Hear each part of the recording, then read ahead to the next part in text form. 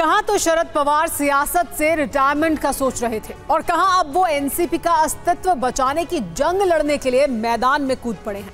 वक्त और वजूद की ये अदला बदली सिर्फ 60 दिन में हुई है। 60 दिन पहले शरद पवार ने जब इस्तीफे का ऐलान किया था, तब तमाम एनसीपी कार्यकर्ता और विधायक उन्हें मनाने में जुट गए थे। उसमें अजित पवार भी शामिल थे, लेकिन 60 दिन बाद हालात और जज्बात दोनों बदल गए। अब वही 40 विधायक और 3 सांसद शरद पवार का साथ छोड़ अजित पवार के साथ आ गए हैं, जो 60 दिन पहले शरद पवार को इस्तीफा वापस लेने के लिए फरियाद कर रहे थे।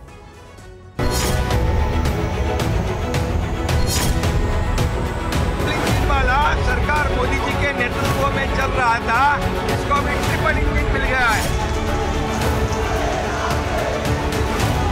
पार्टी मतलब शरद पवार, पार्टी कोई दूसरे की नहीं है, पार्टी मतलब शरद पवार। और जैसे शिंदे का एस सुपर था, फडणवीस का एफ फास्ट था, अब पवार का पी ये प्रोग्रेस के लिए लगेगा।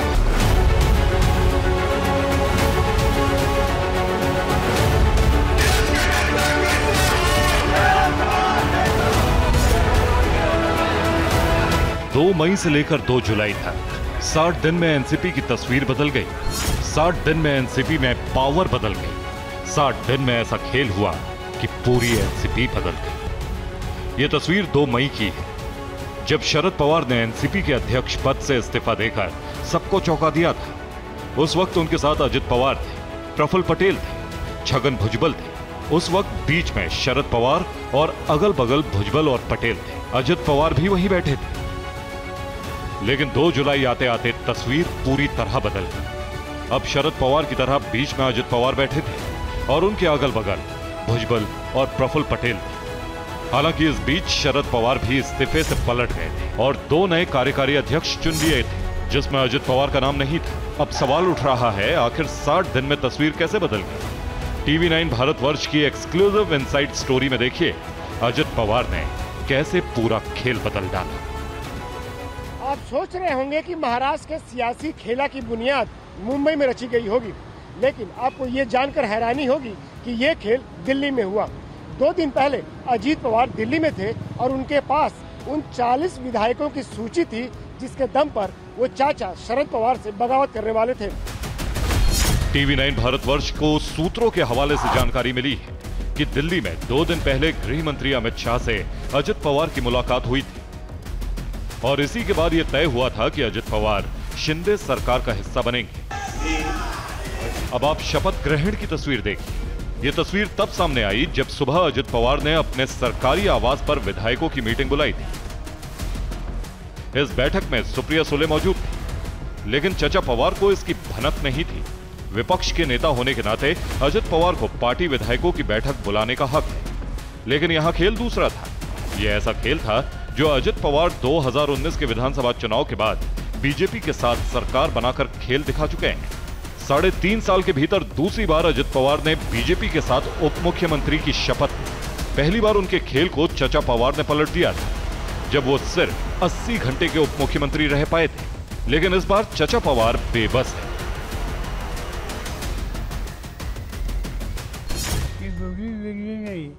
ये जरूरी है, एक ऐसी छोटी बात नहीं। अब सवाल उठ रहा है, आखिर अजित पवार को क्यों बगावत करनी पड़ी?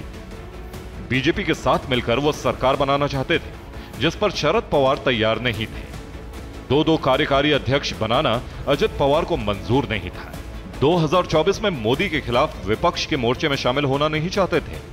पटना में विपक्षी एकता मंच में शरद पवार के शामिल होने से नाराज थे। अब जरा इन तस्वीरों पर गौर कीजिए। ये 23 जून को पटना में विपक्षी एकता की तस्वीर है। महाराष्ट्र की राजनीति के जानकारों की माने तो अजित पवार इस बात से खुश नहीं थे कि एनसीपी को उस विपक्षी मोर्चे में शामिल होना चाहिए जिसमें कांग्रेस शामिल है। अजित पवार मौके की तलाश में थे, क्योंकि 10 जून को चाचा शरद पवार के फैसले के बाद उनके लिए एनसीपी में भविष्य अंधकारमय था। तो 10 जून को ये फुल एंड फाइनल हो गया था कि भतीजे अजित पवार और चाचा शरद पवार की राहें जुदा हो जाएंगी, क्योंकि एनसीपी में रहते हुए अजित पवार के पास विधानसभा विरोधी पक्ष की नेता के तौर पर काम करने के सिवा कुछ बचा नहीं था। जबकि वो पार्टी के सियासी उत्तराधिकारी बनना चाहते थे, लेकिन चाचा शरद पवार ने बेटी सुप्रिया सुले को पार्टी की कमान सौंप दी। अब सवाल है कि राजनीति के माहिर खिलाड़ी शरद पवार को अजित पवार के पावर गेम का कोई इल्म नहीं था। क्या वो अजित पवार और बीजेपी की मौजूदा नजदीकी से बेखबर थे? 2019 तक शरद पवार का एनसीपी पर दबदबा था। उन्होंने सिर्फ 80 घंटे के अंदर पार्टी में टूट की आशंकाओं को नाकाम करके भतीजे अजित को एनसीपी के साथ आने के लिए मजबूर कर दिया। 2019 में ही शरद पवार की पहल पर महाविकास अघाड़ी बनी, जिसमें पहली बार शिवसेना और कांग्रेस जैसी धुर विरोधी पार्टी एक छतरी के नीचे आई। ये उस शरद पवार की ताकत थी जिनका सियासी बगावत से सामना पहले भी कई दफा हो चुका है।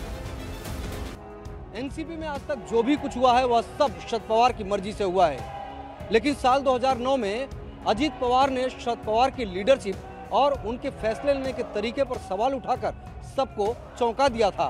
ठीक इसके 10 साल के बाद अजित पवार ने एक बार फिर चौंकाया, जब साल 2019 में वह देवेंद्र फडणवीस के साथ उप मुख्यमंत्री पद की शपथ ले लिए।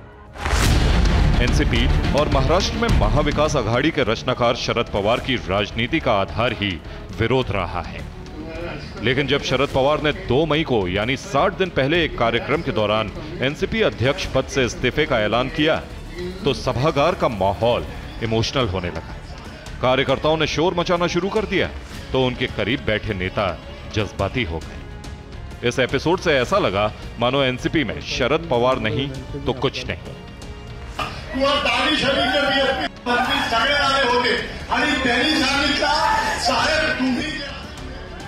लेकिन 2 महीने में खेल बदल गया।